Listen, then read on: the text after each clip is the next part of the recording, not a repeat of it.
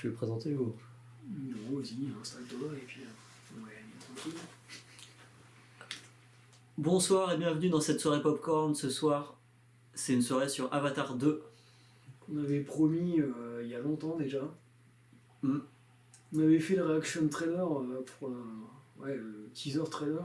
On avait fait une petite réaction pour commenter un petit peu. Et là, c'est tout frais, on vient de le voir ce soir au cinéma, en 3D à l'IMAX de Tours, en VO sous-titré FR. Ouais. Et moi je l'ai vu déjà le jour. Là on est dimanche soir. 18 décembre. Moi je l'ai 2022. Moi je l'ai vu dès le jour de la sortie, mercredi matin à 9h. Je me suis fait la séance vraiment des premiers visionnages. C'est la version française. Parce que on avait programmé, toi à cause de ton travail et tout ça, voilà, on avait arrêté. Toi tu préfères en plus voir la langue anglaise. Ouais. Donc moi je l'ai déjà vu 2 fois, le mercredi et ensuite avec plus de monde encore le vendredi après-midi. Les 2 fois version française et puis là aujourd'hui j'ai pu regarder la version anglaise. Ça permet de comparer un petit peu. Donc on voulait commencer par un résumé, tout ça. Ouais, on va commencer par un résumé assez court. Tu veux t'y coller? Non, je suis meilleur en résumé. Alors, qu'est-ce qu'on va dire? Alors, je vais revenir vraiment en quelques lignes sur le premier film qui suivait un homme handicapé qui était envoyé en mission en tant que soldat sur la planète Pandora. Sur la planète Pandora, il rentrait dans le programme Avatar qui lui redonnait un corps autochtone qui lui permettait de retrouver la mobilité de ses jambes, se fondre dans la nature, tout ça, explorer la planète. Il rencontrait le peuple des Na'vi Omaticaya et Néthéré, leur princesse, la fille du chef. Et du coup, il découvrait la planète, il tombait amoureux de la planète et de Neytiri, de la fille en question. Et du coup, il se retournait contre les militaires, les soldats et sa planète. Il y avait une grosse bataille à la fin. Et à la fin du premier film, Jake devenait pleinement un Na'vi. Voilà, on a terminé là-dessus. Il ouvrait les yeux à la fin du film et voilà, il était réincarné dans le corps Na'vi. Et là, le deuxième film, qu'on a attendu pendant 13 ans. 13 ans. Ouais, le premier film était sorti en 2009 et du coup là, on est 2022, ça a mis pas mal. On en parlera après, on va faire le résumé et puis donc, on retrouve les personnages, ils ont inclus le passage du temps. Jake et Neytiri étaient amoureux, ils ont fondé une famille. Entre-temps, ils ont eu des enfants. On voit un petit peu comment ça, la famille, c'est... Ils parlent de, voilà, c'est la famille, le bonheur familial sur la planète et tout ça. Enfin, ils continuent leur vie tranquille. Mais voilà, les choses ne pouvaient pas... Enfin, le bonheur est fragile et ça ne pouvait pas durer éternellement. Mais oui. Qui c'est qui revient? Les enfoirés d'humains. Qui eux-mêmes ont leur raison de revenir. Enfin, voilà, s'ils ne reviennent pas juste pour le plaisir, quoi. C'est que la Terre est en train d'agoniser et Pandora, ça leur offre des ressources et peut-être un futur, quoi. Donc, qu'est-ce qu'on peut dire sans spoiler trop? La paix, donc, du coup, est rompue. Jake, lui, est resté dans le viseur parce que c'est un traître, en fait, à la cause humaine. Et du coup, le combat va reprendre entre les humains et les Na'vi, mené par Jake en particulier, mais voilà, peut-être qu'on peut s'arrêter là pour le résumé. Et Quaritch qui est quand même en... Après, on va commencer, là, c'est vraiment... voilà. Ça, en fait, ça me fait penser un peu à Star Wars le premier, où tu sais, Un Nouvel Espoir, le numéro 4, il y avait une première bataille, la première bataille se termine, les rebelles ont gagné, et dans l'Empire contre-attaque, tu sais, c'est... Voilà, la guerre continue et t'explores ça. Là, il y a un peu ce principe-là de... Le second film, il poursuit la guerre entre les humains et les Na'vi, et on découvre plus de personnages, on découvre plus de la planète, Il y a d'autres enjeux et tout ça, donc c'est un peu le même principe d'évolution, quoi. Et là, voilà, c'était le résumé basique. Là, on peut commencer à parler un peu plus dans les détails de qu'est-ce qui nous a marqué, Donc si vous voulez pas du tout être spoilé, on peut juste dire que niveau effet visuel, qu'est-ce que t'en as pensé, toi? Là, c'est une grosse claque en fait. Visuellement, tout le film, t'es là, waouh, c'est super quoi. C'est le top du top. Alors on l'a vu en 3D, on avait les lunettes 3D. Je conseille vraiment IMAX 3D, enfin, moi personnellement, je trouve que c'est vraiment top. En plus, vous avez au-dessus, en dessous, vous avez un format un peu plus carré, rectangulaire, un peu plus haut, et du coup, vous avez de l'image en plus, avec des détails en plus. Et ouais, là, pour le coup, c'est le genre de film, faut le voir dans des bonnes conditions, quoi. Ouais, il faut le voir. Il faut le voir en 3D pour vraiment apprécier pleinement le. Attendez pas de le voir à la maison, à la maison, vous suivrez l'histoire et tout ça, mais là, vous perdrez un maximum de détails, les sensations. Ah ouais, en plus, ça fonctionne à mort sur les sensations, quoi. Il y a beaucoup La 3D, c'était d'immersion. Ouais. Vraiment bien fait. En fait, c'est impressionnant. Les personnages sont impressionnants et le niveau de détail qu'on arrive à voir au cinéma, c'est juste super beau et je crois que c'est le top du top en termes d'effets spéciaux. Ouais. Donc, là, sincèrement, moi j'ai vu le film 3 fois et j'ai pas repéré une image. Enfin, tu sais, des fois dans les films, tu dis ah ça, on sent qu'ils ont pas eu trop de temps, enfin, ou que ça a pas été peaufiné. Là, sincèrement, j'ai même pas encore repéré une image où tu te dis ah ouais, ils ont un peu bâclé cet effet. Enfin, genre, il n'y a pas une image qui est en ça, quoi. Là, on est au-dessus de Pixar et au-dessus de Avengers, quoi. En termes de. Ouais, sachant qu'il y a beaucoup de. Technologie, je dirais. Là, c'est. Technologie. Il y a encore des humains, enfin, il y a toujours le truc de rapport d'échelle parce que les navires sont très grands, il y a des humains au milieu, enfin, il y a des différences de taille et tout ça, mais le film est quand même, je sais pas combien de pourcents, peut-être 60-70% en full synthèse, quoi. Les créatures sont en synthèse, les navires qu'on voit, il n'y a pas seulement Jake et Neytiri qui étaient les personnages principaux du premier, il y a tous leurs enfants qui sont vachement traités dans le film. Où chaque enfant a son parcours initiatique dans le film, ou enfin sa quête ou sa place dans l'histoire. On découvre aussi, tu veux en parler un peu de... vas-y, rentrons un peu plus dans l'histoire. Qu'est-ce qui t'a marqué et qu'est-ce que tu dirais sur l'histoire un peu plus? Alors moi c'est très... Globalement j'ai adoré, mais si je veux critiquer... Ah, ça y est, tu pars dans le négatif. Je pars dans le négatif tout de suite. Il y a des passages dans l'eau où je trouvais que c'était un peu long. Ah oui. Alors c'était beau, mais comme de l'exploration, parce qu'il y a des belles images, des très belles images. Ouais, c'est vrai. Mais pour moi, ça faisait une petite redite et par rapport à... Enfin, on avait déjà vu l'eau et l'exploration sous l'eau, et il y avait 2 passages comme ça. Et je pense qu'un seul, ça aurait suffi. Ouais. Mais non, sinon, ce qui m'a marqué, c'est la beauté des...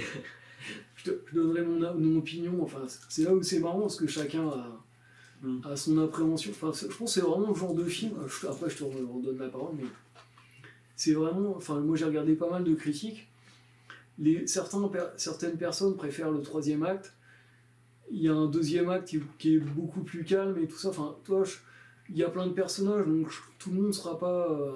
accroché aux mêmes personnages et aux mêmes émotions. Enfin, c'est ça qui est intéressant aussi, c'est qu'il y a vraiment beaucoup de choses.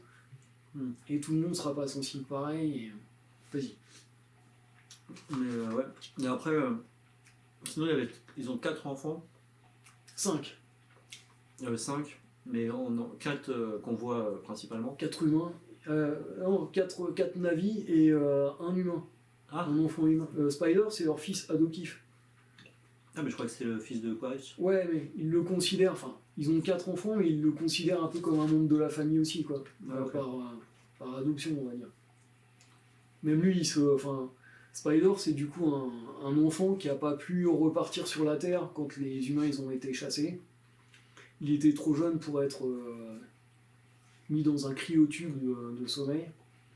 Et du coup, il est resté avec quelques scientifiques, quelques humains. Et en fait, il a les mêmes dreadlocks que les navis, il se met des peintures bleues sur le corps, enfin, ouais, il court dans la forêt avec les gosses, il est vraiment tout le temps avec eux, quoi. Sauf que c'est un humain. Ouais. C'est un humain, mais qui se prend pour un navi, quoi. C'est ça, ouais. Mais Alors que Jake, c'était un humain qui... Attends. Ouais, c'est un peu comme Jake, en fait, sauf que lui, il a pas de corps... C'est vraiment un humain physiquement, et c'est plus mentalement, où on le voit cracher, tu sais, comme un chat qui feule, là. Un enfant sauvage, quoi. Vas-y. Tu voulais dire... toi, les passages dans le milieu de l'eau, ça t'as trouvé que ça aurait pu être un peu plus court. ouais, j'ai apprécié le côté exploration dans l'eau et la beauté des images. Mais il y a une partie de moi qui pouvait pas s'empêcher de dire Toi, t'aimes bien en plus que ça pulse. qu'il y ait de l'action, ouais. Ouais. Et là, c'était vraiment l'exploration, genre Ouais. Captain Cousteau. Ouais, Cameron, il a fait beaucoup de documentaires animaliers, enfin sous-marins, et enfin il s'intéresse vachement à tout ce qui est la protection de la nature et tout ça, donc je pense que c'était important pour lui de partager, parce que c'est vrai que dans les documentaires, ça parle pas forcément à tout le monde. Lui, je pense qu'il s'est dit, c'est une opportunité de faire un gros... Le premier film avait marché, enfin c'est un carton, plus gros succès au box-office. Je pense qu'il s'est dit, bah qu'est-ce que je fais de la suite? Et vu le pouvoir que j'ai, parce que mes films ont cartonné, et parce qu'en gros il a la carte blanche, quoi. Je pense que vraiment son truc, c'était protection animalière, montrer les océans. Mais pour moi, c'est une sorte de... C'est beaucoup de fiction, mais il y a un côté un peu docu-blockbuster, quoi. Tu sais, surtout les passages dans la deuxième partie, deuxième acte, où vraiment tu as des passages posés, où tu prends le temps de découvrir la flore sous-marine, les espèces animales. Il y a des longs plans qui montrent les créatures, les poissons et tout ça. Et ouais, c'est apprécier la beauté du paysage, quoi. Attends, je fais juste un test. Ah, j'ai l'impression que ça n'a pas... Bah sinon ça sera le son brut, hein. C'est pas grave, hein. On est parti. Bah, je vais essayer de rectifier ça quand même. Bon. Vas-y, je te laisse la partie technique. Oh putain. Spécialiste technique. Bah alors c'est quoi ce matos? Donc, ouais, alors moi je voudrais dire quand même, puisqu'on est maintenant dans l'histoire, au début vraiment on prend... Il y a une grosse scène où on voit... Au début, c'est scène de famille calme, tranquille, on remet en situation. Les humains reviennent, et là, il y a vraiment des scènes... Pour moi, c'est vraiment... Dans les films La Guerre des Mondes, enfin, moi, j'ai fait le parallèle, tu sais, La Guerre des Mondes ou Independence Day, t'as toujours une scène où les extraterrestres arrivent et c'est l'horreur, quoi. Et là, en fait, c'est l'horreur, mais sauf que c'est les humains qui reviennent, et t'as la grosse musique bien flippante, ça, ils arrivent avec leur vaisseau, comme dans le premier, mais ils sont hyper nombreux. Et ils décélèrent avec les réacteurs qui crament toute la planète et tout ça. Enfin, hein, sincèrement, ils y vont à fond la caisse, quoi. Et t'as un gros passage où, voilà, enfin, la menace revient et ils sont pas là pour rigoler. Et le combat, après, il reprend. Il y a une attaque de train, par exemple. Enfin, voilà. Il y a tout le côté western qu'on avait déjà plus ou moins dans le premier film. Avec d'un côté les mecs avec les... En gros, c'est l'infanterie, avec les armes militaires et tout ça, et de l'autre côté, les gens avec les flèches et les arcs. Là, ça reprend, et enfin, voilà, on voit certaines séquences de bataille qui nous introduisent aussi le rapport entre les adultes et... Jake, il se comporte comme un père responsable, mais aussi comme il parle à ses gosses un peu comme un chef militaire. Genre, les enfants, il leur oui, monsieur, enfin, oui, chef. On sent qu'il est un peu sur eux tout le temps, et qu'il... il veut les protéger, mais en même temps, il les étouffe un peu. C'est un délire familial, entre père et fils. Ouais, bah là, tout le second film, et le premier film, c'était vraiment la découverte de la nature, et une personne qui se réinvente et qui tombe amoureux. Enfin, il y avait une romance qui se nouait. Là, c'est vraiment porté surtout sur la relation entre les enfants et les parents, entre les enfants entre eux, et comment ça, enfin, c'est quoi les tensions entre les uns et les autres, est-ce que les enfants qui ont des trucs à prouver à leurs parents, enfin il y a tout ça, quoi. Est-ce que les parents ils arrivent à protéger leurs enfants, quand est-ce qu'ils vont trop loin, tout ça, enfin, c'est quoi leur devoir en tant que parents, enfin, il y a tout ça quoi. Il y a ça et aussi les rapports entre jeunes amoureux, enfin, c'est quand ils rencontrent des filles. Ou Tu veux parler un peu justement de la. Qu'est-ce qui se passe après le retour des humains? Vas-y, je te laisse. Le retour des humains. Ouais. Non, mais aussi, on n'a pas dit que Quaritch, il était Avatar en fait. En fait, Voilà. Quaritch, il revient. Quaritch, mais il revient, mais il revient en Avatar, et avec une troupe de mercenaires, mais ils sont tous avatars. Ils sont tous devenus des avatars. Du coup, ils sont alliés avec les humains normaux, et du coup, ils ont les deux, la flexibilité d'avoir la puissance des avatars, plus l'armée humaine, quoi. Et ils ont les capacités justement pour aller sur le terrain et combattre les navires sur leur même terrain. Ouais. Et alors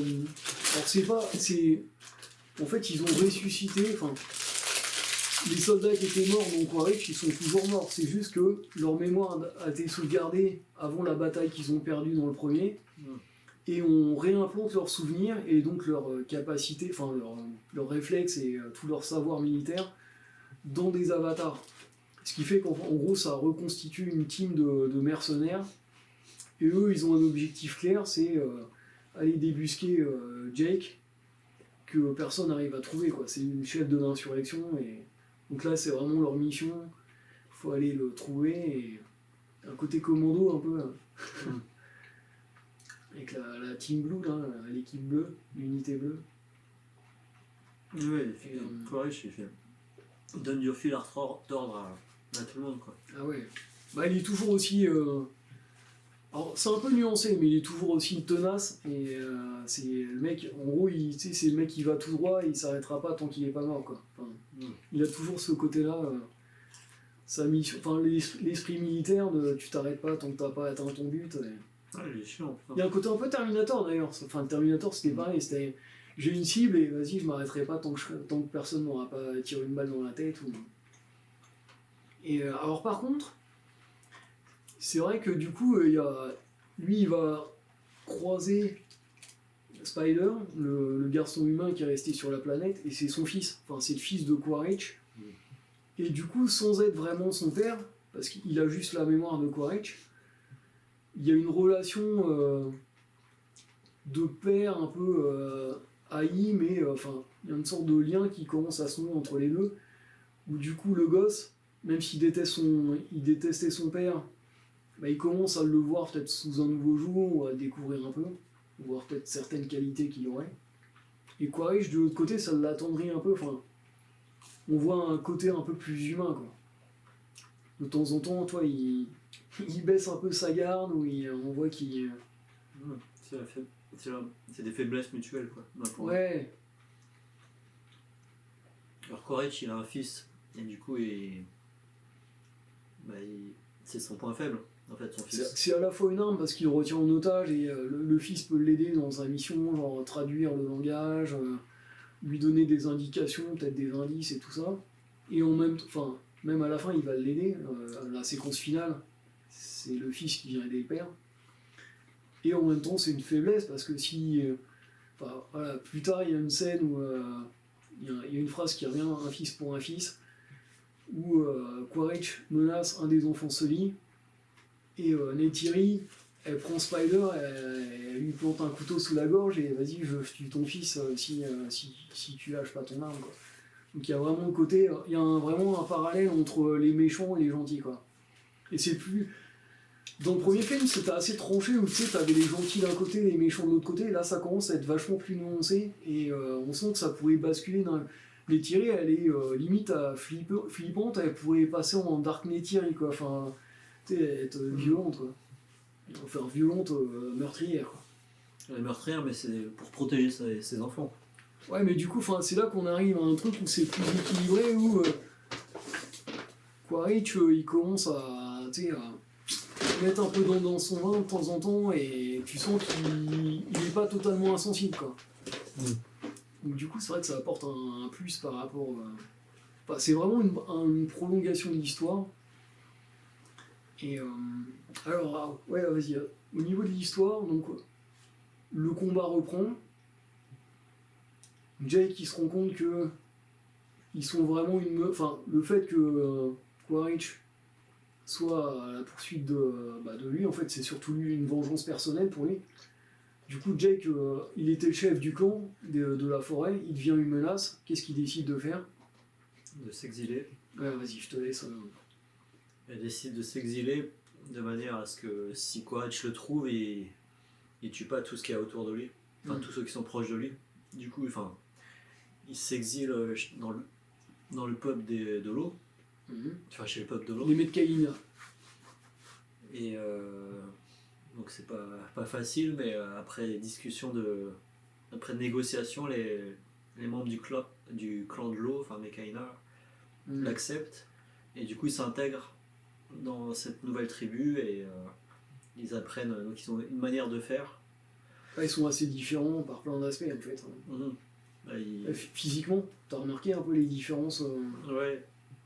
Déjà j'avais pas remarqué, mais ils ont 3 doigts. Ouais. Enfin, alors que ou 4, et enfin 3. Ils ont les. T'as vu aussi, ils ont une double rétine, enfin une double paupière, tu sais, pour protéger les yeux. Enfin, il y a une paupière qui s'ouvre comme ça, une autre qui se fait comme une sorte de cornet pour protéger les yeux sous l'eau, quoi. Ils ont une queue plus épaisse aussi pour nager. Pour les aider à nager. Ils ont, je sais pas si t'as vu, ils ont la cage thoracique beaucoup plus prononcée aussi, tu sais, pour respirer plus, retenir plus d'oxygène quand tu plonges. Ouais, il y a le thème de la respiration qui revient.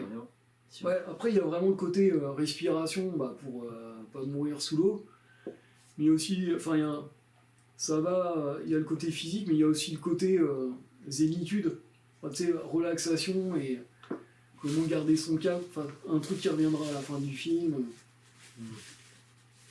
Et voilà, ce que les enfants, parce qu'on suit vraiment l'apprentissage du nouveau clan, surtout via les enfants, quoi. Et il y a le côté, tu sais, les enfants, même nous, quoi, enfin quand on était jeunes, les enfants ils apprennent toujours plus vite que les adultes. Tu sais, c'est des buvards et ils apprennent assez rapidement, quoi. Ouais, donc il y avait 4. Il y a 4 enfants qui apprennent.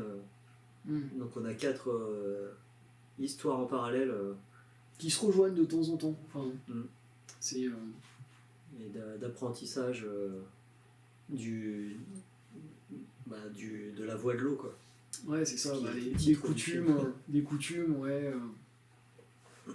Des coutumes du nouveau clan, et puis qu'est-ce que c'est la vie, enfin, il y a un côté aussi philosophique.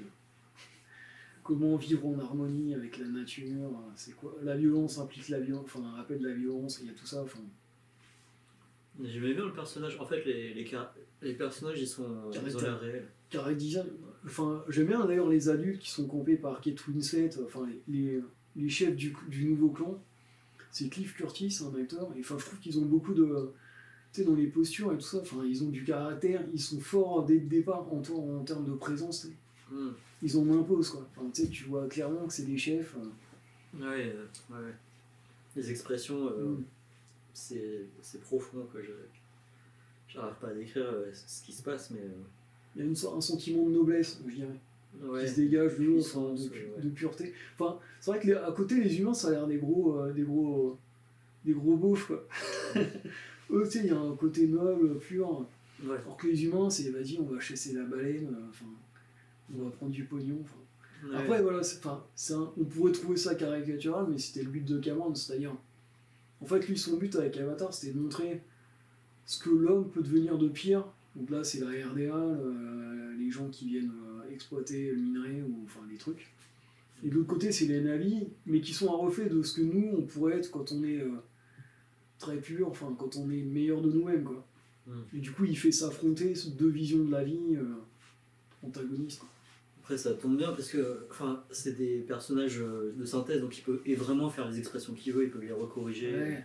Même physiquement, ils sont beaux, je trouve. Enfin, tu sais, ils ont une grâce dans la manière de se mouvoir aussi. Enfin, tu sais, dans les déplacements, il y a toujours le côté soit félin, soit. La fille du clan des Metcaïna, qui s'appelle Syria, à un moment donné, elle remonte et. Il y a toute la grâce elle remonte à la surface et il y a vraiment un balai, une façon vraiment de se mouvoir dans l'eau comme la petite sirène, quoi. Enfin, tu sais, sauf que là, bah, t'as l'impression que c'est vrai, quoi. Mm. Enfin, la texture de la peau, tout ça, enfin, des expressions.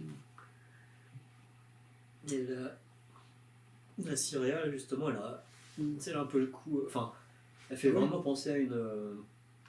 Au niveau du cou? Ouais, elle a un peu le cou bloqué. Ah ouais, au niveau des postures. Ouais. Mais il y a des gens qui sont comme ça, en fait, des vrais humains. Moi, ça me fait Ah. vraiment penser à des humains qui sont un peu comme ça. Avec le port de tête comme ça, un peu haut. Ouais, port de Ah tête, ouais. un peu comme ça. Et puis, mais elle est très. Son caractère. Ouais, c'est vrai que au niveau avenant, elle a les gentil. pommettes super hautes et tout ça. Enfin, elle a un visage en forme de, je sais pas, de cœur ou un truc comme ça. Enfin, un truc. Mm. Est-ce que t'as eu des personnages préférés dans le film? Enfin, est-ce qu'il y a des trucs qui t'ont le plus marqué Moi, j'aime bien la petite, la touque. Ouais, c'est la plus jeune des Sully, ça. Parce que. Elle est marrante. Ouais, elle est toujours joyeuse. Enfin, Ouais. on voit c'est Hum. joyeuse ou triste, mais on voit son caractère directement sur Ouais. sur Bah, sa- comme sa les tête. enfants, c'est-à-dire qu'elle cache pas. Mm. Si elle est triste, elle va pleurer, elle va dire ce qu'elle ressent. Si elle est contente, on va le voir tout de suite. Enfin, elle a vraiment le côté. Elle s'adapte vachement vite en plus. Tu sais, à un moment donné, les garçons qui sont un peu plus âgés, les adolescents, ils galèrent un peu. À la deuxième plongée, les gamines, genre, enfin, il y a une nouvelle créature qui va sous l'eau, ça s'appelle les Ilous. Genre, elle s'attache au truc et t'as l'impression qu'elle est née avec, quoi. Enfin, Mm. ça vient naturellement. Je sais pas, tu comparerais ça, les Ilous, tu comparerais ça à quelle créature terrestre, toi, si tu devais choisir? Terrestre. Ouais, parce que généralement, il y a des références. Genre, dans le premier film, le Thanator, c'était comme une panthère. Il y en a qui ressemblent, tu sais, il y en a qui ressemblent à des chevaux. Enfin, toi, là, est-ce que tu aurais une comparaison en termes d'animal terrestre? Est-ce que ça t'a fait penser à un truc particulier? Genre un pingouin ou. Ça ressemble pas à un pingouin un peu dans la manière de se mouvoir sous l'eau, mais avec un long cou? Ouais, Non, je sais pas, je te pose la question. j'aurais dit un mélange d'hippocampe, de lévrier Ah ouais, et de poisson, quoi. ok. Et de. Celui avec les longs coups là, sur lesquels il monte. Ouais, le warrior de. Enfin, Ah non, je parlais du. Parce qu'il y en a un, il ressemble à un espadon, tu sais, avec un long bec et Ouais, des c'est crocs. ça, ouais. Ouais, moi, je parlais de l'autre, celui qui est plus calme, enfin, celui qui est plus. Ouais. Je me rappelle plus. C'est plus. Il y en a, c'est les montures des guerriers. Genre, c'est vraiment des espadons, des poissons qui sont sous l'eau, mais qui, quand ils sortent de l'eau, ils ont des ailes qui se déploient. Mm. Et l'autre, c'est plus vraiment des créatures. Ça fait un peu penser à des planches de surf vivantes. Enfin, en termes de comment ils les montrent. Tu sais, à un moment donné, les garçons, ils sont tous ensemble et on les voit plonger et ressortir de l'eau et tu sais, on a l'impression qu'ils font du surf sur une vague. Enfin, il y a un côté comme ça, quoi. Ouais. En tout cas, ouais, c'est super beau du début à la fin, à tout moment, quoi. Et il y a beaucoup de rebondissements, mais il y a beaucoup de sentiments et de sentiments humains qui sont exprimés. Des mises en situation qui font que tu as certains sentiments humains qui ressortent et ça, c'est appréciable. La fille aussi qui rit, là. Ouais. Qui est interprété par. Alors, ça en termes de challenge et de nouveauté, enfin, d'un truc qu'on n'avait jamais vu vraiment, et ce qui permet la performance capture, enfin, quand on a des combinaisons qui prennent le jeu des acteurs. On avait déjà vu, toi t'as déjà vu des Marvel, t'avais dit, Captain Marvel, tu m'avais dit que tu l'avais. Tu sais, par exemple, il faisait jouer Samuel Jackson, mais vu que le film se passait plus tôt, il le rajeunissait numériquement. Ouais. Là, ce qu'ils ont fait, c'est qu'ils ont fait jouer le personnage de Kelly à Sigourney Weaver, qui a, enfin, en gros, c'est une actrice qui a plus de 70 ans, qui transfère son jeu dans le corps d'une gamine qui a 14 ans, quoi. Et ça, je pense pas que ça ait jamais été fait avant, quoi. Enfin, vraiment d'avoir un décalage aussi. Toi, est-ce que t'as ressenti à un moment donné que c'était une actrice plus vieille qui, enfin, dans la gestuelle, tout ça? Non, pas du tout. Mais je pense que c'est une bonne idée parce que c'est censé être la fille de. Grace, qui est. Alors c'est pas la fille de Grace, c'est la fille de son avatar. Ouais, l'avatar de Grace. Ouais. Et du coup, ça semble. Enfin, ça donne un. Forcément, vu que c'est Sigourney Weaver qui joue. Elle a ils ont été chopés des photos d'elle à l'époque quand elle avait 14 ans, ou même de ses premiers films, c'est pour retrouver le visage lisse. Mais du coup, ouais, on retrouve. On sent que c'est. Enfin, c'est très crédible que ça soit sa fille, quoi. Donc, alors, je sais pas si le fait qu'elle joue, ça accentue ce côté-là, mais je pense que Si. ça accentue un peu, quoi. Ouais, je serais curieux de voir quand ils vont sortir tous les making-of et tout ça pour voir. Enfin, Cameron, il lui a dit vraiment de retrouver son état d'esprit quand elle était. Elle disait qu'elle était très grande pour son âge, enfin, elle se sentait un peu outcast, justement quand elle était ado, parce qu'elle était trop grande et parce que, je sais pas, on la regardait différemment, un peu comme une alien. Et du coup, c'est vraiment ce qu'on retrouve dans ce personnage-là, quoi. Ouais. Un peu, pas autiste, mais un peu différent. Un peu, ouais, exact.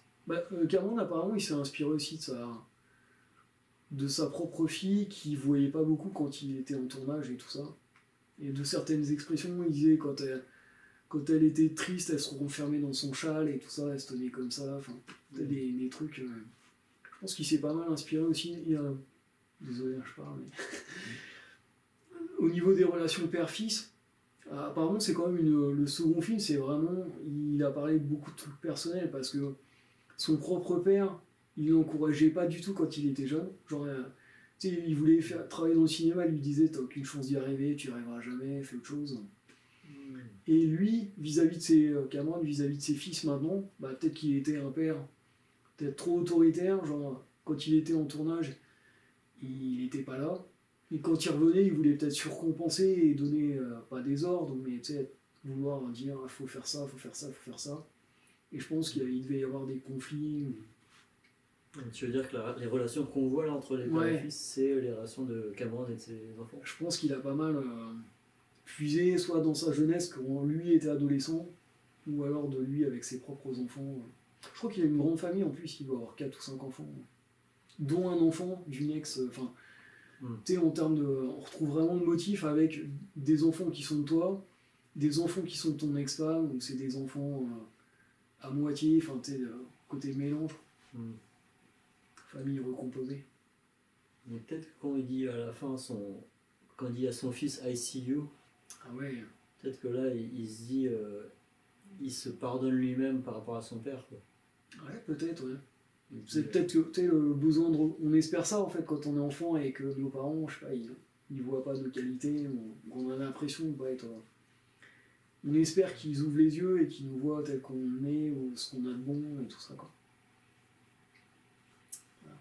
Tu manges pas tes frites? Si, ouais, je vais. Ça refroidit, hein. C'est parti. Ouais, je vais te laisser parler alors. Oui. Non, moi j'ai. En termes de créature design, vas-y, tu veux en parler. La créature la plus. Qu'est-ce que tu pourrais nous dire de la créature la plus imposante? Bien aimé, alors peut-être pas la créature la plus imposante, mais ce que j'ai bien aimé, c'est le mix entre les créatures et les humains. Je trouve qu'il se fait très bien, en fait, c'est très crédible. On est loin de Roger Rabbit, quoi, où ah ouais. le dessin animé. Enfin, à la limite, Roger Rabbit, c'est quand même bien fait. Mais c'était bien fait, mais c'est un cartoon. C'est un cartoon. Là, ça paraît naturel, en fait. On croit vraiment à l'illusion. L'illusion est bien vendue, quoi. Ça, j'ai bien aimé. Et du coup, on s'en rend pas compte et on se laisse porter par l'histoire. Et ce qui ressort vraiment, justement, c'est moi je pense les sentiments et tout ça. Là, ils sont bien mis en avant, du coup. Là, on va dire que sur ce deuxième film, vraiment le thème principal, c'est la famille de bout en bout, parce que d'un côté, t'as Quaritch qui retrouve une sorte de fils. Enfin, il a le souvenir de Quaritch, et il y a le garçon qui était son fils. Et du coup, il va développer une sorte de lien familial. Alors que c'était peut-être un père foireux, enfin, genre le père qui était pas très attentif, et peut-être qu'il a la possibilité de se racheter un peu. Et de l'autre côté, t'as vraiment une famille unie où on sent que c'est même s'ils font pas ils prennent pas forcément que des bonnes décisions, mais voilà, c'est quand même des bons parents, tu sais, qui essayent de protéger leurs enfants et de rester soudés ensemble. Enfin, c'est quoi il y a la phrase leitmotiv du film. Alors en français, ça donne les Suisses se serrent les coudes, et en anglais, c'est Stick together. celui stick together. Ça, Ouais. Ou vraiment le côté. En fait, bon, de toute façon, maintenant, on va tous spoiler, on s'en fout. Au début, Jake il voit la famille comme. Ça a réfréné un peu son côté guerrier, même il freine Neytiri qui voudra aller prendre les armes et tout ça et se bastonner. Mais lui, il a peur de mettre en danger ses enfants. Enfin, tu sais, il y a le côté à la fois on va se défendre et attention, faut être prudent et tout ça. Donc, il sait pas trop sur quel pied danser et du coup, il considère que ses enfants, c'est quand même son point faible. Mais à la fin du film, c'est qui c'est qui va être sauvé, par qui. Il y a un renversement durant une grosse bataille avec un navire de pêche et tout ça. Il y a. Ouais, parce que la bataille finale se passe sur l'eau. Et ça renverse complètement les codes où c'est les enfants qui démontrent leur capacité et c'est plus les adultes qui sont en difficulté. Donc, en fait, ça, ouais, ça marche ça, dans j'ai les bien deux aimé sens. ça. Ouais. Il essaie de. Peu importe si les parents ou enfants, en fait, Ils ont tous chacun un truc à apporter. Mais l'harmonie entre les couples chez les Navis, elle est bien. On sent que, par exemple, Jake Sully et Neytiri, c'est vraiment un couple typique. Le père qui essaie de donner l'autorité, mais qui consulte sa femme, et elle qui est plus sage et en retrait. Et puis il dit ouais, t'es trop dur avec tes gosses. Souvent ça revient genre ouais, pourquoi tu leur parles comme ça. Enfin, mais de toute façon, en fait, le but de Cameron, c'était vraiment qu'on arrive à se projeter comme si c'était. Physiquement, ils sont différents, mais c'est les mêmes sentiments que nous. C'est les mêmes relations familiales. On se projette complètement chez eux et à la rigueur, on a l'impression que les humains du film, c'est pas nous. Enfin, c'est là où c'est le paradoxe, quoi. Même dans les gosses, tu sais, il y a le frère aîné, il y a le frère cadet. Tu sais, ils se charrient, de temps en temps ils sont pas d'accord, mais après ils s'entraident. Enfin, tu sais, il y a tout le truc comme ça. On sent qu'il y a une complicité aussi. Et ça passe bien parce qu'ils ont des grands yeux, du coup les émotions passent super bien et on comprend tout à fait ce qui se passe en termes de caractère. Ouais. On voit les caractères plus facilement que sur un humain normal, quoi. Physiquement aussi, ils ont chacun leur. Loak, le fils cadet, c'est vrai qu'il a le front assez large, enfin, il a une forme de visage assez particulière, assez bombé, enfin. Et du coup, ça fait partie de son caractère comme ça. Et sur une critique, il y avait l'équipe de Capture Mag, il disait il est buté, mais ça se voit sur son front, enfin, ça transparaît dans son physique, quoi, le côté. C'est un peu le fils rebelle, qui écoute pas toujours ce qu'on dit et qui va faire des conneries. Il ressemble aussi à Jake Sully. Ouais, c'est ce qu'il disait, dans certaines critiques que j'ai. Il y a toujours, parent-enfant, il y a toujours le fils préféré pour un des parents. Et Loak, c'est plutôt le fils de son père. Et à la fin, c'est vraiment la relation qui reviendra. Et Neteyam, qui est le fils aîné, c'est le fils de sa mère. Et là, est-ce qu'on spoil complètement ou non, peut-être mieux garder. Moi, le destin de certains personnages, ça m'a. Ouais, je vais parler, mais je sais pas. Après, je te laisserai dire en termes de ressenti et tout ça. Première séance, moi j'ai chialé plusieurs fois. Je tiens à le dire.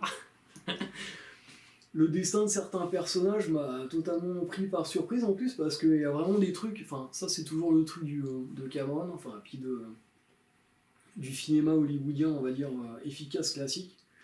C'est qu'ils installent des trucs sans qu'on s'en rende compte. Ça fonctionne sur les scènes. Genre on découvre les enfants à travers quelques scènes au début du film.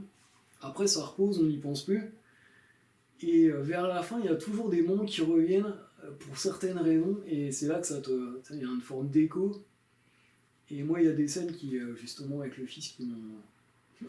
Quand j'ai revu les scènes plus tard, ça m'a totalement pris, quoi. Tu veux pas spoiler Ouais, je sais pas. Après, j'ai pas envie de gâcher. Moi, je sais qu'il y a aussi le Kiri qui a du mal à trouver sa place, qui est un peu l'ado différente et tout ça.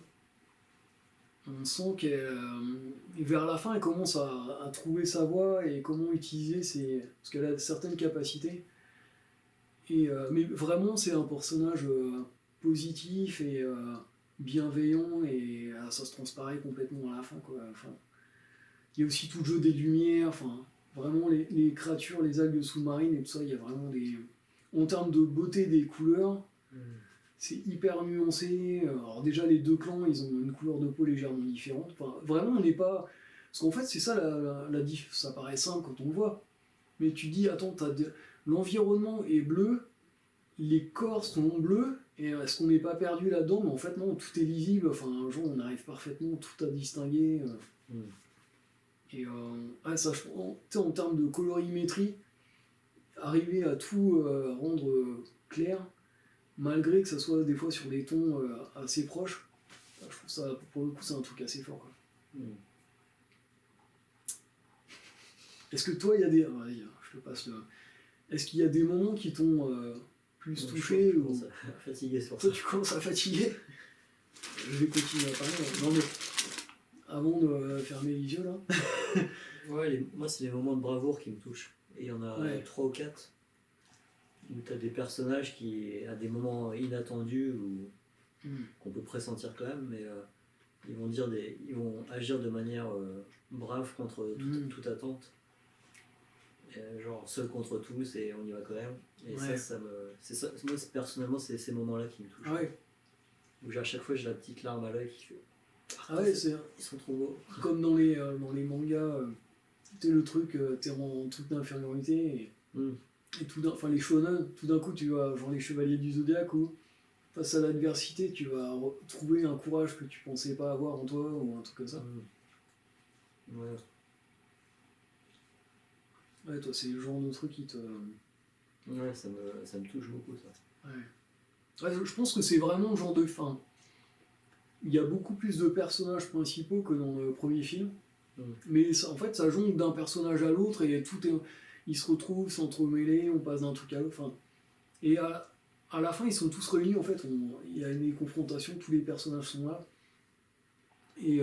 Mais chaque personnage a ses forces, son parcours et tout ça. Et je pense que vraiment, il y a un panel très large et je pense que tout le monde pourra se rattacher soit à l'un ou à l'autre, suivant sa propre personnalité. Si vous aimez des passages de suspense ou de baston, à la fin, en gros, le peuple de l'eau et enfin Jake Sully et la famille, ils affrontent un bateau énorme qui chasse la baleine, enfin les créatures qui ressemblent à des baleines, les Tulkun. Avec des vaisseaux, il y a de gros vaisseaux avec des harpons et tout ça, enfin il y a des canons. Ils envoient des crabes mécaniques sous l'eau. En termes de design, j'ai bien aimé les crabes, les sortes de vaisseaux sous-marins qui déploient leurs pattes comme des crabes et qui après peuvent arpenter les carcasses de créatures marines ou ça. Ouais, il y a une belle recherche sur les technologies futuristes.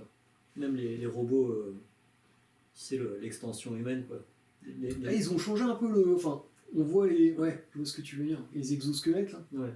Alors, on revoit, quand ils débarquent les humains, tout au début du film, on voit les gros exosquelettes carrés, où le mec est dans une sorte de caisson à oxygène, enfin de truc hermétique, et les gros massifs. Par contre, là, ils ont aussi des exosquelettes, comme des squelettes extérieurs, beaucoup plus fins, et ça leur sert juste à leur donner plus de... En gros, ça les met à la taille des navires, avec plus de force, et plus de... Enfin voilà, il y a plein de... Mais enfin, je pense que tu peux revoir le film. Il y a un plan aussi sur une cité humaine qui a été construite, qui s'appelle Bridgehead ou un truc comme ça. Et ça fait une sorte de cercle avec... en fait, les bâtiments sont en extension en train d'être construits. Et on la voit très peu, mais il y a un max de détails. Enfin, ça passe très vite, mais en fait, on voit, dans le fond et tout ça, il y a plein de trucs en suspension, des trucs avec des ballons et tout ça. Il y a des créatures qui construisent l'architecture en acier, tout ça. Enfin, En fait, il y a des détails dans tous les coins de l'image, donc il faudrait regarder le truc plein de fois pour tout capter, quoi. Enfin, on sent que c'est pas des plans où il y a des trucs devant qui est bien fait et dans le fond c'est un peu négligé. Là, il y a vraiment des trucs de partout et voilà, en termes de détails, là t'en prends vraiment plein les yeux, quoi. Et je pense qu'ils installent, enfin l'histoire en elle-même, toi c'est vraiment le truc. Les parents protègent leurs enfants et on va terminer la vidéo. Et après les enfants trouvent leur voie. Et ça installe aussi des trucs voilà, si le film marche, c'est ce que Cameron il a dit, le troisième est déjà tourné, mais si ça marche vraiment, si les gens ils ont envie de voir les suites, ils installent déjà des trucs qui sont amenés à être développés par la suite, quoi. Certains personnages, certaines situations. Ah ouais. Là, la guerre, en fait, on sent que sur le 1, c'était terminé, on chasse les envahisseurs. Là, il y a un sorte de statu quo, mais on sait que ça pourra pas durer comme ça et que la guerre est inévitable, et ça là, ça va péter, quoi. Donc voilà, la suite, on sait que ça va être forcément la guerre. Et on termine sur une note positive, enfin, plus ou moins apaisée, mais on sait que c'est que temporaire et que de toute façon, il va falloir se friter, quoi. Donc, moi, personnellement, je recommande le film à 200%. Là, pareil, enfin, ça vaut le coup d'être vu, je pense. Que vous soyez un fan de Cameron ou grand spectacle et tout ça, ça c'est vraiment le genre de truc. Allez le voir en famille, allez le voir avec des amis, sur grand écran, enfin. Ouais, c'est Au différent. moins une fois, et ça apporte plein de choses par rapport au premier, c'est d'autres environnements, il y a l'apport des enfants et tout ça. Mais enfin voilà. Pour avoir vu le premier à la fois en cinéma et à la maison, tu perds un max de détails à pas le voir sur grand écran. Enfin ça voilà, c'est. Et, c'est plus qu'un film, c'est une expérience cinématographique. Ouais, mais en plus, il y a des. Non, mais ça pourrait paraître argument marketing de dire ça, enfin, ils disent ça dans toutes les vidéos et tout ça, mais il y a plein de plans qui sont construits aussi pour te mettre dans la peau des. Tu sais, quand ils plongent, t'as des plans, tu sais, comme tu pourras voir dans les trucs de sport, quand les gens ils se jettent d'un pont, ou enfin, tu sais, les trucs en caméra, comment ça s'appelle, les GoPro là, tu sais. On les voit, ouais, fisheye, des trucs comme ça. On les voit chevaucher une créature et t'as vraiment des plans où t'as l'impression d'être sur le truc et enfin t'as la sensation de vitesse et c'est au niveau des mouvements, tu passes de sur l'eau à sous l'eau en un quart de seconde et enfin t'as vraiment le côté la puissance de l'eau qui te vient en pleine tronche. C'est vrai que quand les enfants vont sous l'eau la première fois, t'as vraiment l'impression d'être dans l'eau avec eux, quoi. Alors quand c'est des trucs genre en mode on essaye de plonger, t'as la sensation de vitesse, et après quand ils sont vraiment immergés sous l'eau et t'as des sortes de balais aquatiques avec les créatures où c'est plus de la poésie visuelle, là pour le coup c'est très apaisé, tu sais, y a pas c'est des sortes de danses très zen, enfin vraiment très beau à regarder, quoi. Très doux. Ah, c'est bien ça, moi je trouve ça. C'est jamais totalement de l'action ou totalement du drame, enfin ça alterne, calme, action, c'est toujours un truc nouveau, donc on n'a pas parlé de tout, mais bon voilà, vous avez un avis global. Moi personnellement, je vous dis, bah faut tester, quoi. Et en termes de qualité visuelle et tout ça, je pense que ça va être dur de faire aussi bien. Il n'y a que Cameron, longtemps, quoi. Ouais. Après, c'est aussi les équipes de Weta Digital, enfin les trucs en Nouvelle-Zélande de Peter Jackson. C'est en termes de. Il y a d'autres boîtes d'effets spéciaux qui font des bons trucs, genre ILM et tout ça. Enfin, il y a plein de boîtes qui ont travaillé sur les effets. Mais derrière, t'as un réalisateur hyper pointilleux qui s'arrêtera pas tant que ça sera pas parfait. Genre Cameron, si c'est pas nickel partout. Et par contre, il disait, et il a raison, pour les effets de rendu de peau et de visage, c'est ceux qui avaient fait Gollum et qui ont fait le premier Avatar, et c'est Weta, c'est les meilleurs pour retranscrire les expressions, les tics de visage, tout ça, quoi. Ah oui, juste pour finir, en fait, tout à l'heure on est allé au cinéma, déjà il est hyper tard, c'est déjà 2-3 heures. On est revenu en voiture. Tu veux en parler? On s'est arrêté vers chez moi pour prendre un truc. Là, le moteur commence à fumer et tout ça. Il y avait un voyant sur le tableau de bord et là on a commencé à sentir que ça sentait pas bon.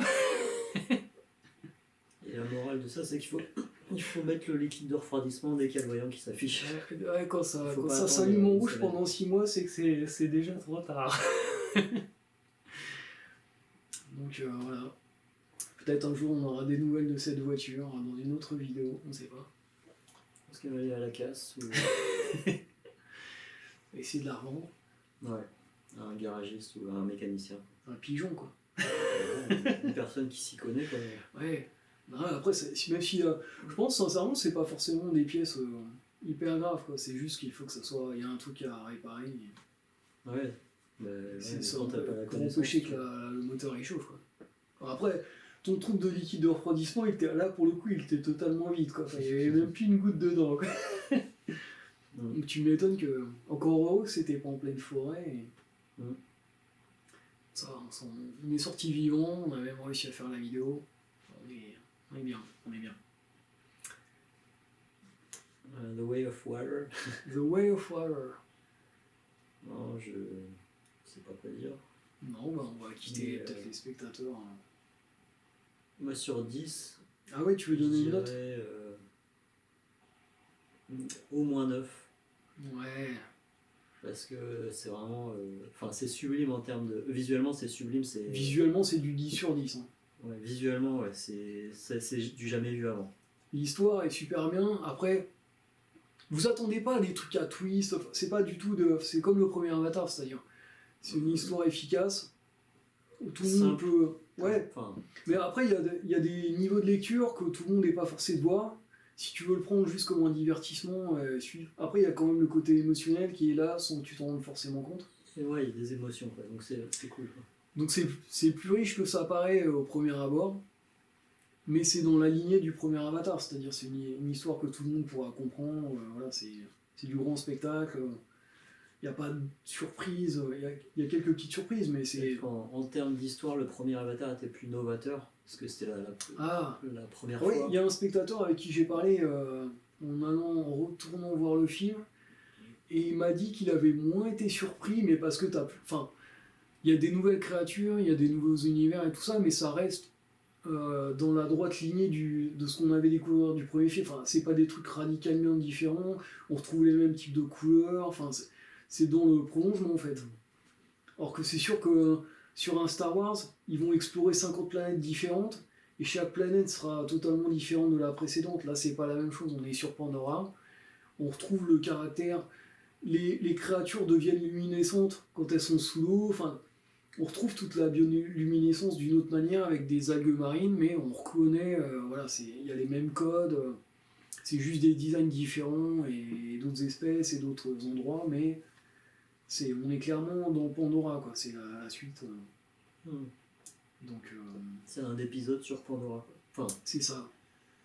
Et qui continue l'histoire des personnages. Il se passe énormément de trucs quand même. Ouais. Bah, je pense que les gens, il y a plein de trucs en fait au début, ça fait beaucoup d'informations aussi qui sont plus ou moins importantes, mais en termes de qu'est-ce que tu apprends sur l'univers, comment ça fonctionne, les technologies, tout ça, il y a tout un tas de trucs. Faut digérer aussi tout ça. Et alors moi, si je peux donner une note, bon, en termes de visuel, c'est du 10 sur 10. En termes d'histoire, est-ce que c'est meilleur que le premier ou... Moi j'aimais beaucoup le premier en termes de parcours du personnage qui est handicapé et qui retrouve le goût à la vie. Ça, j'avoue que j'étais très sensible à ça. Enfin, j'adorais l'histoire du premier. Et comment il change complètement son état d'esprit. La deuxième, c'est quand même assez différent. C'est vraiment les relations père-fils, enfant-parent. Mais j'ai chialé à plusieurs fois, plusieurs reprises. Donc visiblement, ça a quand même marché. C'est bizarre parce que moi, je suis célibataire, j'ai pas d'enfant, mais je me suis autant identifié aux parents, de la responsabilité des plus jeunes, que je me sentais aussi, le côté paria, où t'es différent des membres de ta famille et tu te sens pas toujours considéré. Donc je me projetais aussi vachement dans les enfants, et enfin, moi, les enfants, il y a déjà des. Kili, j'adore. Loak, qui se lie à un Tulkun, qui est une sorte de baleine géante, qui est la baleine qui est aussi un paria. Enfin, il y a toujours un truc où il y a des effets miroirs, où les, euh, les gens différents se comprennent entre eux, enfin, il y a tout ça, quoi. Et ouais, il y a en un film, j'avais un peu peur de ça, les personnages, que ce soit des nouveaux, que t'arrives pas tu te sens un peu étranger, mais ouais, personnellement, tous les personnages, j'ai acheté direct, quoi. Enfin, et ils sont installés maintenant à travers des histoires du 2, et je pense qu'il va aller. Maintenant, ça y est, ils sont clairement installés dans le clan des Medcaïna, les Reef People, enfin les gens du rivage. Et on sent qu'ils vont rester là et qu'on va continuer à développer tous ces personnages. Et la guerre avec les humains. Ah, ils ont déjà parlé que, enfin, s'ils continuent l'histoire, le 3 est tourné, donc il devrait sortir en 2024, je crois. Il n'y a que les effets spéciaux en fait à faire, la finition du film, quoi. Et si le 2 marche bien, enfin si ça cartonne, et que ça continue comme ça, ils tourneront le 4 il y a déjà des séquences de tournée avec les enfants, et le 5, à un moment donné, on sait que potentiellement, on pourrait aller visiter la Terre, enfin que des navires aillent sur la Terre, genre comme les Thierry par exemple, qui iraient sur la Terre pour se rendre compte, la Terre où elle en est, et qu'est-ce que c'est, enfin avoir un point de vue, parce qu'elle, en fait, elle connaît que les humains négatifs, quoi. Ou certains comme Jake qui était quelqu'un de bien, mais se rendre compte justement comment est l'état de la Terre à ce moment-là, et qu'est-ce que traversent aussi comme difficulté les terriens, quoi. Parce qu'il y a ça aussi, les terriens, en gros, ils sont en train de crever à cause de leurs conneries. Ils ont eu de la pollution, tout, ils ont foutu la merde. Et en fait, ils envahissent Pandora parce qu'ils n'ont pas vraiment le choix. C'est ça aussi qui leur donne une justification. Ils viennent pas juste pour piller les ressources. C'est aussi parce que voilà, il n'y a plus de choix, et voilà, quoi. Donc ouais, je serais curieux de voir. Enfin, moi j'ai envie de voir toute l'histoire complète, quoi. Puis voilà, Cameron, en gros, il a écrit les scénarios. C'est pour ça que ça a pris autant de temps. On était parti pour finir, mais il a écrit les 4 scénarios des suites en même temps, pour que ça soit tout cohérent et qu'il sache où il s'en va, et que tout soit planifié.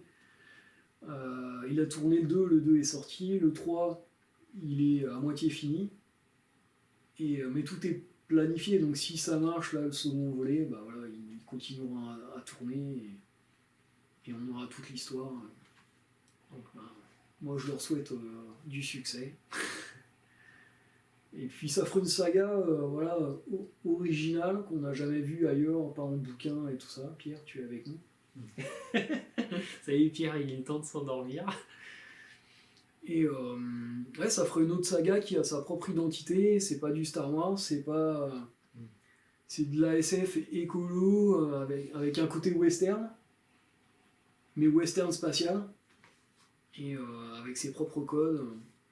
Et ouais, je pense que ça ferait du bien d'avoir un truc comme ça. Et ça serait intéressant de voir, parce que Star Wars, il y a eu des épisodes qu'on a aimés, la trilogie originale. La prélogie, tout le monde a été critique dessus, ou beaucoup de gens. Donc c'est assez inégal en termes de spectateurs.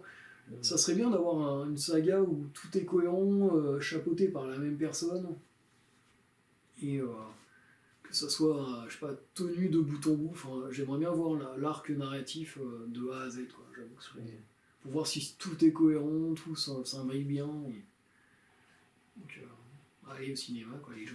Hein? On va voir avec Cameron. Ouais. Ok, ok, c'est très bien. merci de nous avoir suivis. Merci à toi.